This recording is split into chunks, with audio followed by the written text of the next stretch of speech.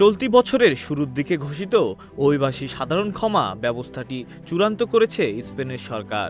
স্থানীয় সময় মঙ্গলবার নেওয়া এই পদক্ষেপের কারণে অনিয়মিতভাবে বসবাস ও কাজ করা কয়েক লাখ অভিবাসীর আইনি মর্যাদা পাওয়ার পথ প্রশস্ত হয়েছে।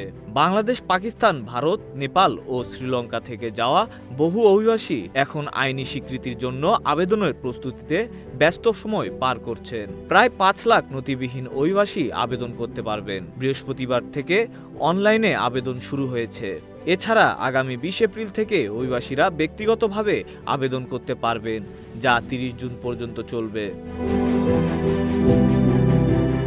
অভিবাসন আইন সংশোধনের ডিগ্রি জারির মাধ্যমে পেদ্রো সানচেজের সরকার দ্রুততার সঙ্গে এ উদ্যোগ নিয়েছে।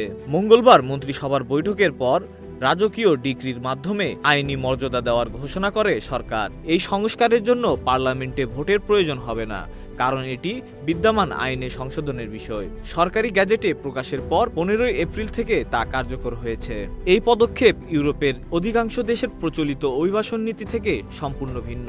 যুক্তরাষ্ট্রের ট্রাম্প প্রশাসনের কঠোর অভিবাসন নীতির সঙ্গেও এই পদক্ষেপের বৈপরীত্য আছে। প্রধানমন্ত্রী পেদ্রো সানচেজ এই ব্যবস্থাকে ন্যায়সঙ্গত এবং প্রয়োজনীয় একটি কাজ বলে অভিহিত করেছেন। সরকারের অবস্থান পুনরাবৃত্তি করে সানচেজ বলেছেন, 4,90,00,000 জনসংখ্যার এই দেশে যারা ইতোমধ্যে বসবাস এবং কাজ করছেন তাদের সমান শর্তে বসবাস ও কর দেওয়া উচিত।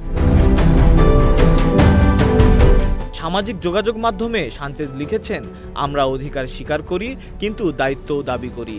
সরকারের তথ্য অনুযায়ী প্রায় 5 লাখ অনিয়মিত অভিবাসী এই ব্যবস্থার আওতায় আবেদন করার যোগ্য হতে পারেন। কিছু বিশ্লেষক মনে করছেন এমন মানুষের সংখ্যা 8 লাখ পর্যন্ত হতে পারে।